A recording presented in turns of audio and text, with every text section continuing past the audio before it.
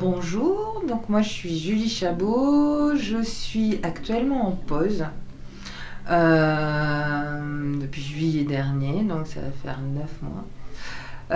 Je suis autrement, je suis psychosociologue de formation, je suis docteur en sciences politiques, j'étais maître de conf en sciences sociales et j'ai passé l'essentiel de ma vie professionnelle comme responsable de la mission Agenda 21 du département de la Gironde, donc projet territorial de développement durable, et depuis 2016, co-responsable d'un laboratoire d'innovation publique en Nouvelle-Aquitaine qui s'appelle La Base. Donc là, en juillet dernier, j'ai décidé de faire un break en utilisant tous les moyens qui étaient offerts pour faire des breaks, c'est-à-dire le congé épargne-temps, le congé annuel normal, le congé formation, voilà. Et là maintenant le congé sans solde, donc c'est un peu plus engagé parce que là on n'est pas payé. Et pour le coup, la charte, elle a été posée sur mon chemin. Elle a été posée sur mon chemin à mon pot de départ. Et donc, c'est vraiment pour moi une rencontre. C'est que des rencontres, cette charte-là. C'est-à-dire qu'elle m'a été offerte par des gens qui sont chers à mon cœur. J'ai pris du temps pour la prendre en main, etc. Quand je l'ai ouverte, ça a fait énormément écho à plein de choses. J'ai eu envie d'en partager des choses avec la communauté que je connaissais dans l'innovation publique, donc j'en ai fait une interprétation graphique qui a provoqué d'autres choses. Cette envie de sens, finalement, dans l'innovation publique qui un peu partout en fait fait mal aujourd'hui, le fait qu'on sache faire mais qu'on ne sache plus trop pourquoi on fait. Et donc, et ensuite, c'est mon compagnon qui m'a dit tiens, il y a un DU qui s'ouvre là-dessus. Donc ça a été vraiment, en gros, on me l'a donné cette charte, le DU, on me l'a amené. C'est vraiment pas une démarche volontaire. Ce que je veux dire, c'est que c'est une rencontre. Et pour le coup, le fait que ce soit une rencontre, pour moi, ça a du sens parce que c'est le bon moment. Elle est arrivée justement sur cette question philosophie et design with care. Philosophie, moi, depuis la fac, même pas depuis le bac, c'est un peu lointain, quoi. J'ai toujours écouté les philosophes qui parlaient. Cynthia Fleury, toujours été fan, mais par contre, franchement, pas une grande lectrice de philosophie. Design, j'avais vu pas mal de design passer dans les laboratoires d'innovation.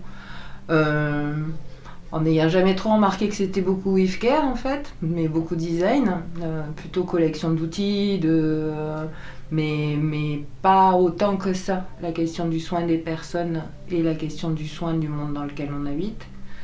Et donc pour le coup, cette alliance-là, philosophie, éthique, design with care, pour moi ça m'a parlé, parce que pour moi c'était à la fois en gros manipuler le sens et quand même dans ce design, cette capacité à être créatif dans un monde qui bouge en fait. Et d'allier ça avec le sens, j'ai pressenti une espèce de puissance du truc, quoi. Cette espèce d'équilibre entre philo et design sur le papier très, très bien, sur le principe très, très nourrissant, très bousculant. Moi, le confort par rapport aux collègues, le fait de pouvoir être disponible pour vivre ça, le digérer, etc. Si j'étais plus en emploi, j'aurais été incapable de faire ça en étant en activité.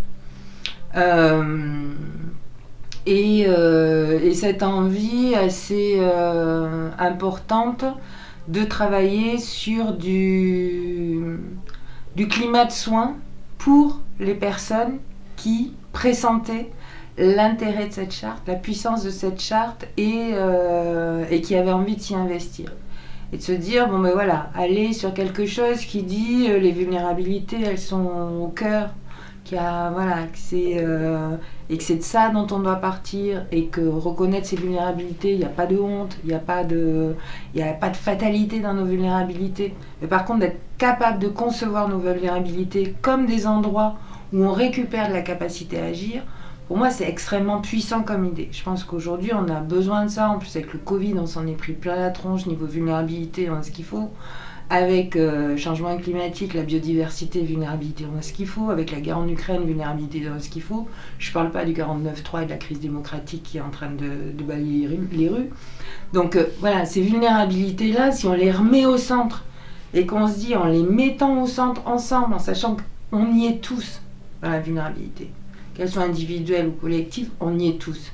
Et dire c'est à partir de là qu'on va retravailler nos capacités d'action, pour ça, là, pour moi, là il y a une puissance importante et presque indispensable aujourd'hui, dans l'état dans lequel, à l'endroit où on est, individuellement et collectivement.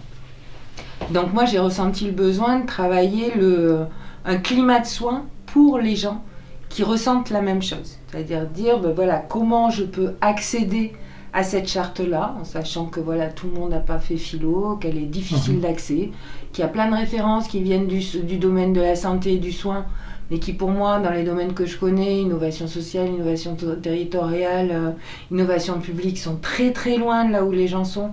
Donc finalement, quelque chose qui se veut être très inclusif, porte quand même une forme d'exclusivité dans la manière dont c'est prononcé, dans la manière dont c'est énoncé. Donc déjà, moi, ça a été de travailler sur un espace d'apprivoisement de la charte, un espace d'autorisation, de dire mais tout le monde est le bienvenu pour comprendre, pour accéder à ces notions-là et pour les malaxer, pour en faire quelque chose pour sa vie, son collectif, son territoire, etc. Donc c'est pour ça que moi je travaillais sur la notion de numérique capacitant avec un wiki, en disant mais voilà, c'est pas l'idée d'aller faire une vulgarisation de la charte ou une simplification de la charte, ça n'a pas de sens, mais par contre de la déplier en donnant plusieurs exemples sur chaque sujet, des mises en forme, des dessins, les mots quand même, des expériences, des photos, des ressources, de choses qui ont été faites dans différents endroits, voilà.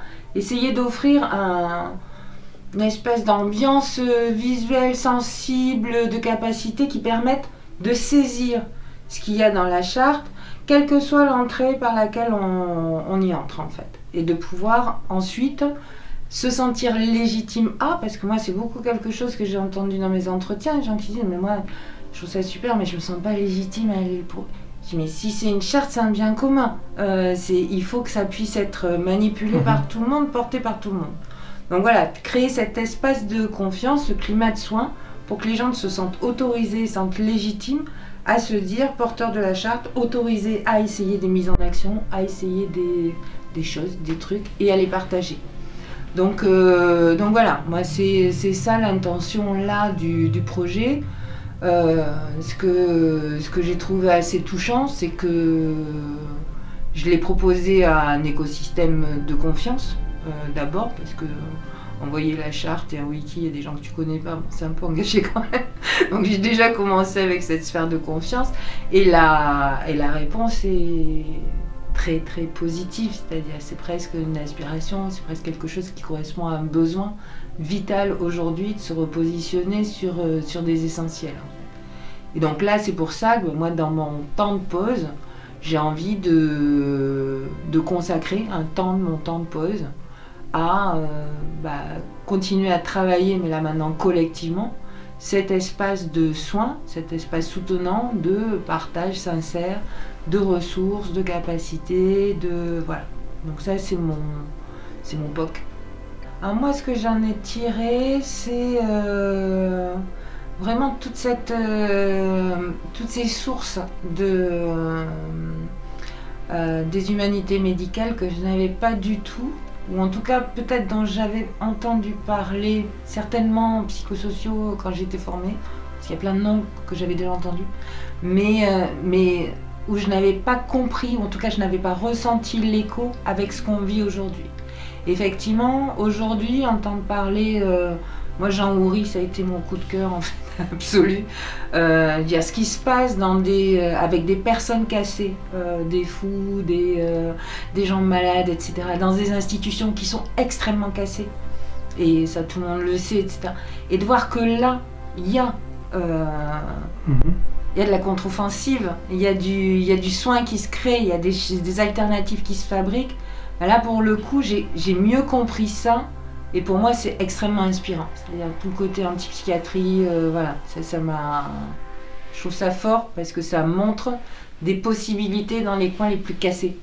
Et c'est pas que du jugade, c'est pas de la bricole, c'est comprendre les cadres dans lesquels on est.